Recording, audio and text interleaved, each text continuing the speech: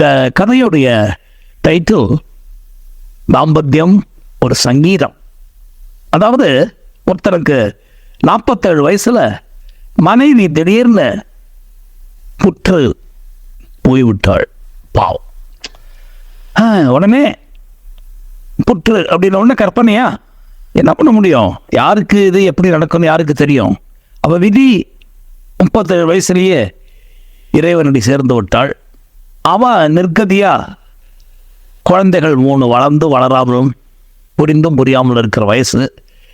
ஒரு 18 வயசு மகள், 16 வயசு மகள், 8 வயசு பையன். அவன் மனைவிய மிகவும் காதலித்தான். இப்போதும் இறந்தும் மறக்க முடியாமல் தவித்தான். பாவம். அவளை போல இன்னொருவள் அவனுக்கு சத்தியமா கிடைக்க மாட்டான். என்ன செய்வது? விதி வலியது. அவ்வளவுதான். அவளை கூட்டி சென்று விட்டது. அவனுக்கு தினம் அவள் வேண்டும். இரவில் அவளை அணைத்துக் கொண்டு உறவாடி தூங்கி காலை எழுந்தால்தான் அவனுக்கு விடியும். அவன் பெண்டாட்டி தாசன், அவள் இரவிலே தாசி. அவனும் தாசனாகத்தான் அவளிடம் இருந்தான். எப்போதாவது அவள் பெற்றோர் வீட்டிற்கு அவள் போனாலும் அங்கே 2 நாள் தங்கிச் செல்ல அவர்களெல்லாம் கெஞ்சுவார்கள். அவள் எவ்வளவுதான் அவர்கள் கெஞ்சி கூத்தாடினாலும் போக்கு காட்டிவிட்டு இரவு வீட்டுக்கு வந்து விடுவாள். சீதா அவள் பெயர். அவள் ஒரே ஒரு நிபந்தனை தான் போட்டாள். நீ என்ன சொன்னாலும் என்ன கேட்டாலும் முழுதாக என்னை உன்னிடம் ஒப்படைப்பேன். ஆனால் நீ என்னை தவிர யாரையாவது மனதால் நினைத்தால் கூட நான் சென்று விடுவேன். இது சத்தியம். அவனுக்கு என்ன பைத்தியமா வேறு யாரையாவது நினைக்க? அவன் கேட்ட ஆசைப்பட்ட அத்தனையும் கிடைச்சது. வாய்க்கு ருசியான சமையல். அதுவே மையனுடன் கலந்த சமைந்த பெண் சமைத்தால் ருசியே தனி. சுத்தம் அவனுக்கு பிடிக்கும். அவள் மிக மிக சுத்தமான வாசனையான பெண். அந்த பொண்ணு ஊருக்கே ஒரு எக்ஸாம்பிளாக, மறைவேன்னு இருந்தால் இப்படி இருக்கணும் அப்படிங்கிற மாதிரி எல்லா விஷயத்திலையும் கணவனோட அட்ஜஸ்ட் பண்ணிக்கிட்டு குடும்பத்தில் ஒரு குத்து விளக்கு போல அவங்க இருந்து அவ்வளவு தூரம் அருமையாக அழகாக பண்போடும் அறிவோடும் அந்த குடும்பத்தை நடத்தி சென்று புருஷன் அப்படியே சொக்கி போய் கிடக்கிறான். குழந்தைகள் மேல் உயிரை வைத்திருக்கான். அந்த குழந்தைகளும் அவன் மேல உயிரை வச்சிருக்கு. அப்படியெல்லாம் இருந்தவ பாவம் விதி வசத்தால் அப்படின்னு சொல்றதா என்னன்னு தெரியல, கணவள் என்ன காரணத்தினாலேயோ கூட்டி சென்று விட்டார். இப்போ அரவிந்த் பாவம் துடிக்கிறான். ஐயோ, உயிரான மனைவி போயிட்டாலே, நான் என்ன செய்ய போறேன்னு. ஆனா சில விஷயங்கள் நாம யோசிச்சு பார்த்தோம்னா, மனிதர்கள் சந்தோஷமாக வாழ்ந்து கொண்டிருக்கும் பொழுது அந்த வாழ்க்கையிலிருந்து என்னப்பா இது ரொம்ப மோனோட்டனஸா இருக்குது, ரொட்டீன் லைஃப் போர் அடிக்க ஆரம்பிச்சிருச்சு, நம்மள கிட்டத்தட்ட இவ்வளவு வருஷமா இந்த லைஃப்பை லீட் பண்ணிட்டோம், கொஞ்சம் ஒரு சேஞ்ச் வேணுமே அப்படின்னு பலருக்கு மனதில் தோன்றலாம். நினைக்கிறேன். ஏன்னா திருப்பி ஒய்ஃப் வந்து வீட்டில் ஒரே சமையல பண்ணிட்டு இருந்தாங்க. என்னம்மா இது பீன்ஸ் கறியா எப்போ பாரு பண்ணிக்கிட்டு இருக்க, காலையிலனா உப்பு வாங்க போட்டு உயிர் எடுக்கிற, கொஞ்சம் சேஞ்ச் வேண்டாமா லைஃப்ல, நல்ல ஜம்புன்னு வடை எதை பண்ணு, இட்லி பண்ணு, வடை பண்ணு, போட இந்த மாதிரிலாம் இருந்து புருஷனுக்கு சமைச்ச பொண்ணுங்கிற என்ன உனக்கு வரமாட்டேங்குது அப்படின்னு கேட்க, அவன் ஏதோ இவனுக்கு சமைச்சு கொடுத்தா இதெல்லாம் அவரை கேட்கறானே நினைச்சுக்க. அந்த மாதிரி வாழ்க்கையில நிறைய சேஞ்சஸ் வேணுங்கிறது எல்லாருக்கும் ஒரு எண்ணம் உண்டு. அதாவது ஒரு நண்பர் ரொம்ப அழகா சொன்னாரு, அடுத்தவனோட ஒய்ஃபை பார்த்தா ஏதோ ஒரு ஆங்கிள் நம்ம ஒய்ஃபை விட அழகா இருப்பான்னு மனசுக்கு தோணும் அப்படின்னு ஒரு போடு போட்டாரு. என்னப்பா இப்படி சொல்றேன்னு கேட்டா, நீ பார்த்து யாரை வேணா பாரு, கல்யாணம் ஆகாத பெண்களை பார்த்தா ரொம்ப அதிகம் வரும், கல்யாணம் ஆன பெண்களை பார்த்தா யாரை பார்த்தாலும் நம்ம ஒய்ஃபோட கொஞ்சம் பெட்டரா இருக்காள அப்படின்னு மனசு எடை போடும். இதுதான் மனித மனம் அப்படின்னு ஒரு போடு போட்டாரு. ரொம்ப யோசிச்சு பார்க்குற போது அதில் ஏதோ அர்த்தம் இருக்கா மாதிரி தான் தோணுச்சு. அப்படியாக நம்ம அரவிந்த் எவ்வளவோ நல்லபடியாக மனைவியோட ஹாப்பியாக இருந்து மற்றவங்கெல்லாம் பொறாமப்பட்டு மனைவி அமைவதெல்லாம் இறைவன் கொடுத்த வரங்கிற பாட்டு அவன் இருக்கிற ஏரியாவில் ரொம்ப பிரபலமாகி போச்சு. யாரால? அரவிந்தோட ஒய்ஃப் சீதாவை பற்றி பொம்பளைகள்லாம் பொறாமை, ஆம்பளைகள்லாம் ஏக்கம். இப்படி ஒரு ஒய்ஃப் நமக்கு கிடைக்கலையேன்னு ஏங்குறானுங்க. எவ்வளவுதான் இன்னல் இடர் எது வந்தாலும் அவங்க அன்பு மாறலையை வைக்கலையெல்லாம் நினைக்கிற போது சோதனை. அவளுக்கு ரொம்ப கடவுள் பக்தி அதிகம். பின்னாடி ஒரு துளசி மாடெல்லாம் வச்சு சுற்றி கித்திலாம் வருவேன். அது தவிர எந்த ஜீவராசிக்கும் துன்பம் தரமாட்டா.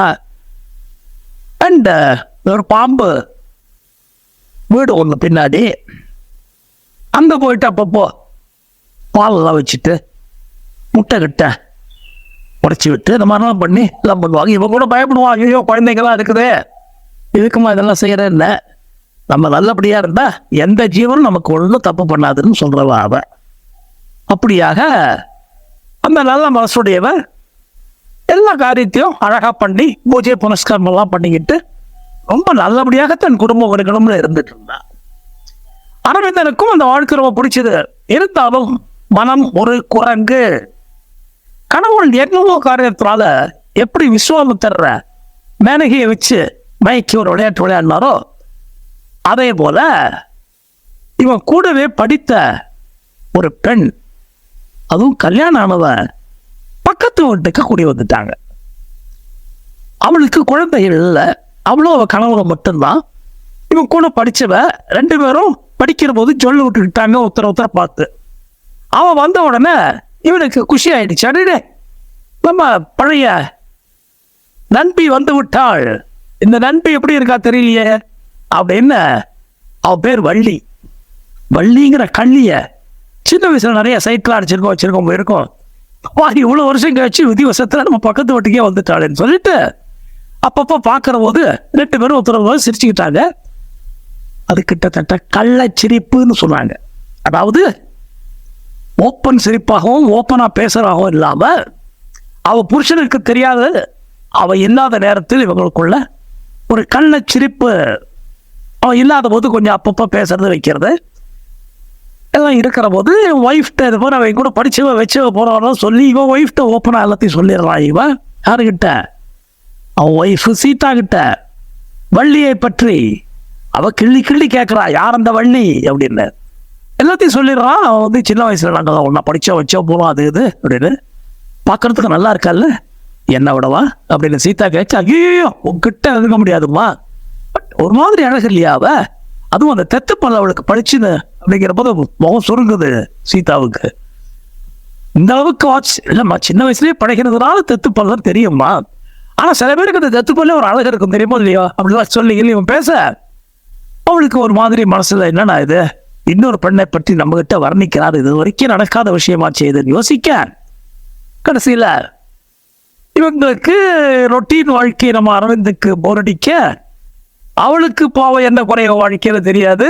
புருஷன் இல்லாத போதெல்லாம் தோட்டத்துக்கிட்ட வந்து வேலைகிட்ட நின்றுகிட்டு வேலை செய்யற மாதிரி இவன் வரவை எதிர்நோக்க, இவனும் அவன் எப்போ வருவான்னு எதிர்நோக்க, ஒய்ஃப் வெளியே வாசலில் போயிட்டாருனாக்கா கோவிலுக்கு அந்த பக்கம் போயிட்டாருன்னா இவன் குஷியா அவங்களோட பேசிட்டு இருக்கிற போது குழந்தைகளோட நோட் பண்ணது வைக்கிற போது ஒரு நாளைக்கு அவன் புருஷன் எங்கேயோ ஊருக்கு போயிருக்கிற போது அவன் வீட்டுக்குள்ளேயே தைரியமாக அரவிந்த் போய்விட்டான்.